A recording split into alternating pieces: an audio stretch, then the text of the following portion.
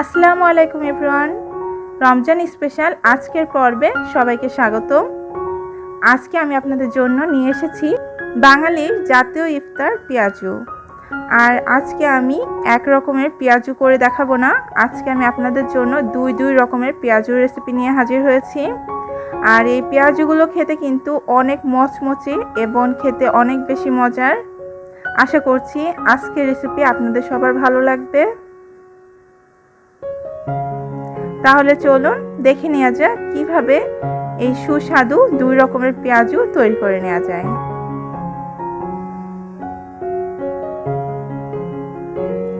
পেঁয়াজু তৈরি করার জন্য আমি এখানে প্রধান উপকরণ নিয়ে নিয়েছি। আমি এখানে 1 কাপ পরিমাণ ছোলার ডাল নিয়ে নিয়েছি। অবশ্য আপনারা যে কোনো ডাউল দিয়েই এই পেঁয়াজুটা তৈরি করে নিতে পারেন, চাইলে আপনারা খেসারির ডাউলটাও ব্যবহার করতে পারবেন। এখন এই ছোলার ডাউলটাকে আমি ভালোভাবে ধুয়ে 3-4 ঘন্টা ভিজিয়ে রাখবো, এতে করে ডাউলটা অনেক বেশি সফট হয়ে যাবে। আর যখন 3-4 ঘন্টা পরে ডাউলটা অনেক সফট হয়ে যাবে তখন এটাকে আমি ব্লেন্ডারে ব্লেন্ড করে নেব। আমি এখানে 2 টেবিল চামচ মসুরির ডাউল নিয়ে নিয়েছি। আর এই ডাউলটাকে আমি ধুয়ে আধা ঘন্টার মতো ভিজিয়ে রাখবো। আধা ঘন্টা অথবা 1 ঘন্টা ভিজিয়ে রাখলেই হবে। এটাকে আমি বেটে নেব না, এই ডাউলটাকে আমি আস্তই ব্যবহার করব। এবার সরাসরি চলে যাচ্ছি রেসিপিতে। আমি যেই ছোলার ডাউলটা ভিজিয়ে রেখে ব্লেন্ডারে ব্লেন্ড করে নিয়েছি, সেখান থেকে আমি অর্ধেকটা পরিমাণ ডাউল বাটিতে নিয়ে নিচ্ছি। এখানে 1/2 কাপ পরিমাণ ডাউল আছে। আর এখানে আমি দিয়ে দিয়েছি 1/2 কাপ বেসন এবং 1/2 কাপ চালের গুঁড়া। ওই সময়ে আমার ক্যামেরাটা অফ থাকার কারণে আমি দেয়াটা আপনাদের দেখাতে পারিনি। আর দিয়ে দিচ্ছি 1 টেবিল চামচ ভেজানো মসুরির ডাউল, দিয়ে দিচ্ছি 6-7টা কাঁচামরিচ কুচি, আর দিয়ে দিচ্ছি উঁচু 1 কাপ পেঁয়াজ কুচি। যেহেতু আমি পেঁয়াজও তৈরি করব তাই এখানে পেঁয়াজের পরিমাণটা একটু বেশি রাখা দরকার। আর এখানে আমি স্বাদ মতো লবণ দিয়ে দিচ্ছি, আর দিয়ে দিচ্ছি স্বাদ অনুযায়ী হলুদের গুঁড়া, দিয়ে দিচ্ছি 1/2 চা চামচ আদা বাটা এবং 4-5টা রসুন কুচি।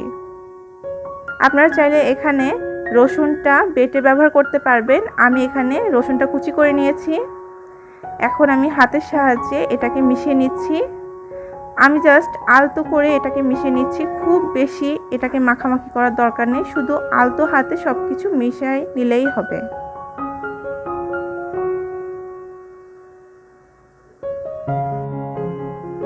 আমার মিক্সচারটা কিছুটা শুকনো মনে হয়েছে, তাই আমি এখানে কিছুটা পানি দিয়ে দিচ্ছি। 2 টেবিল চামচ মতো পানি দিয়ে দিলাম। আপনাদের যদি প্রয়োজন হয় তাহলে আপনারা পানিটা দিতে পারেন এবং প্রয়োজন অনুযায়ী পানিটা মিশিয়ে নেবেন। খুব বেশি পানি দিবেন না, তাহলে বড়টা কিন্তু মচমচে হবে না। আমার মেশানো হয়ে গিয়েছে। এখন আমি সরাসরি চুলাইতে চলে গিয়েছি এবং আমি কড়াইতে পর্যাপ্ত পরিমাণে তেল গরম করে নিয়েছি এবং এক এক করে বড়াগুলো দিয়ে দিচ্ছি। আমি বড়ার কোনো নির্দিষ্ট শেপ দিইনি, জাস্ট অল্প অল্প করে নিয়ে তেলের মধ্যে ছেড়ে দিলেই হবে। আপনারা চাইলে পেঁয়াজুর আকারে শেপ দিয়ে নিতে পারেন। আর হ্যাঁ, এই বড়াগুলো কিন্তু ডুবো তেলেই ভাজতে হবে।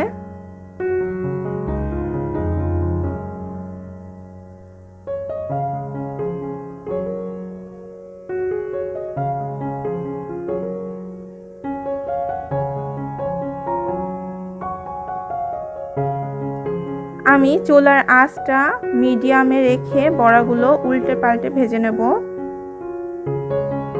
প্রথম পর্যায়ে বড়াগুলো বেশি নাড়াচাড়া করার দরকার নেই। যখন নিচটা কিছুটা শক্ত হয়ে এসেছে তখন আমি জাস্ট একবার এটাকে উল্টিয়ে দেব। বেশি উল্টাতে গেলে তাহলে বড়াগুলো নষ্ট হয়ে যাবে, শেপটা নষ্ট হয়ে তেলের মধ্যে একদম ছেড়ে যাবে। আবারও যখন নিচটা হালকা একটু শক্ত হয়ে এসেছে তখন আমি একবার এটাকে উল্টিয়ে দিচ্ছি।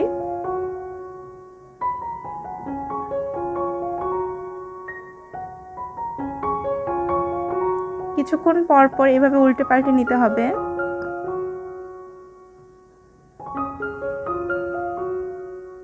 আমি গাঢ় একটা বাদামি রং দেব বড়াগুলোতে।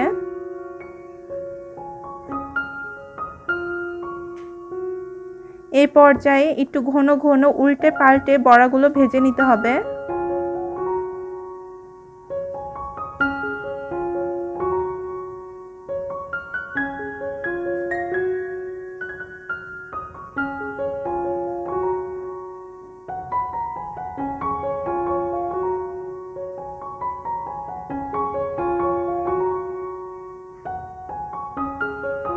আমার বড়াগুলো কিন্তু মচমচে করে ভাজা হয়ে গিয়েছে।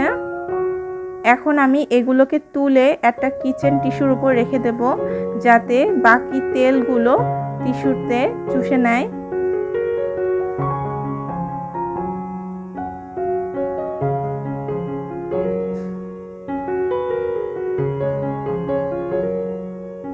সেই সাথে আমার একটা পেঁয়াজু তৈরি হয়ে গিয়েছে।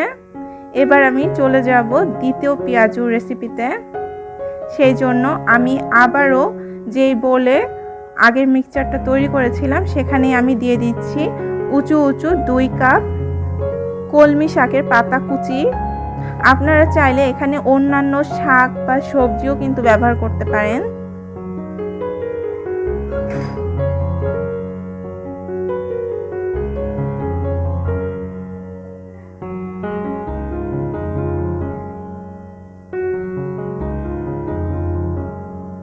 আর দিয়ে দিচ্ছি হাফ কাপ ধনে পাতা কুচি।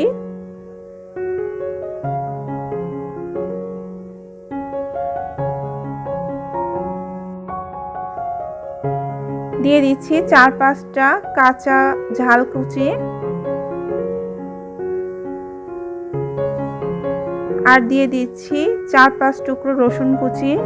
আপনারা এখানে বাটা রসুনটা ব্যবহার করতে পারেন। আর দিয়ে দিচ্ছি হাফ কাপ পেঁয়াজ কুচি। আর দিয়ে দিচ্ছি 1 টেবিল চামচ মসুরির ডাউল ভেজানো।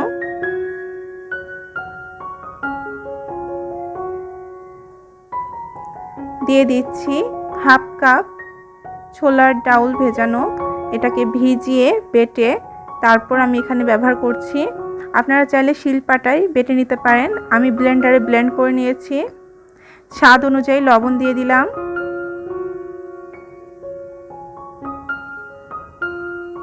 পরিমাণ মতো হলুদের গুঁড়া দিয়ে দিচ্ছি।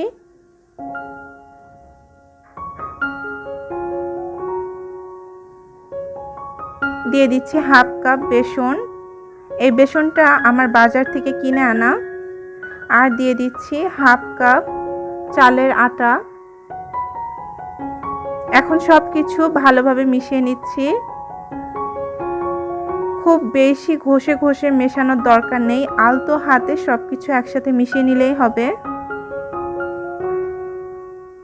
আমি এখানে আরো হাফ কাপ বেসনটা ব্যবহার করছি। আমার বেসনটা একটু কম মনে হয়েছে।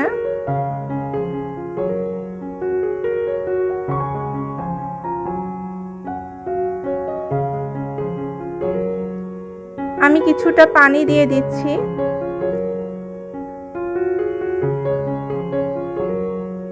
আপনারা আপনাদের যতটুকু প্রয়োজন ততটুকু পানি নিতে পারেন। খুব বেশি পানি দিতে যাবেন না, তাহলে কিন্তু পেঁয়াজুটা মচমচি হবে না।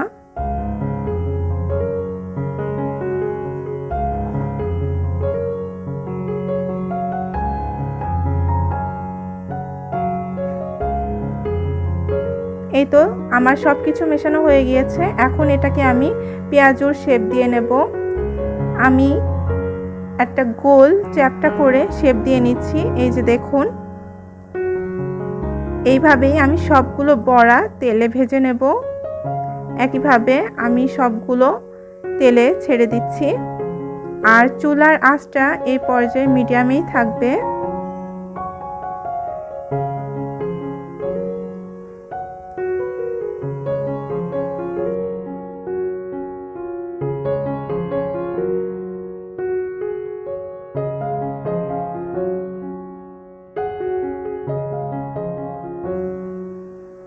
আমার সবগুলো পেঁয়াজু দেওয়া হয়ে গিয়েছে।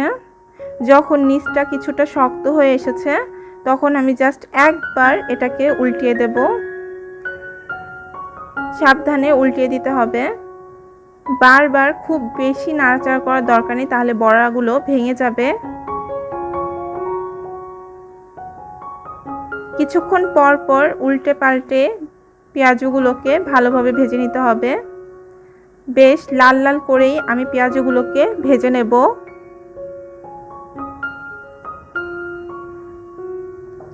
এই যে আমার সবগুলো পেঁয়াজু ভাজা হয়ে গিয়েছে। এখন এটাকে তুলে একটা কিচেন টিস্যুর উপরে রেখে দেব, যাতে বাড়তি তেল টিস্যুটা সোক করে নেয়।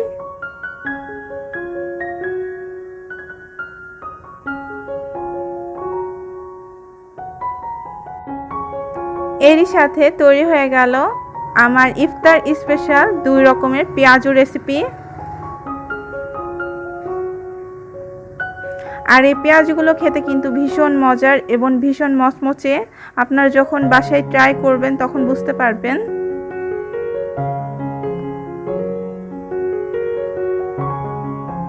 আশা করছি আমার আজকের রেসিপি আপনাদের ভালো লেগেছে এবং আমার রেসিপিটি আপনাদের উপকারে আসবে। যদি আমার রেসিপি আপনাদের ভালো লেগে থাকে তাহলে অবশ্যই আমার চ্যানেলটি সাবস্ক্রাইব করবেন আর অবশ্যই পাশে থাকা বেল বাটনটা ক্লিক করে দেবেন। সবার সুস্থতা কামনা করে আজ তাহলে এখানেই বিদায় নিচ্ছি। আবারও সবাইকে মাহে রমজানের শুভেচ্ছা। সবাই ভালো থাকুন, সুস্থ থাকুন। আল্লাহ হাফেজ।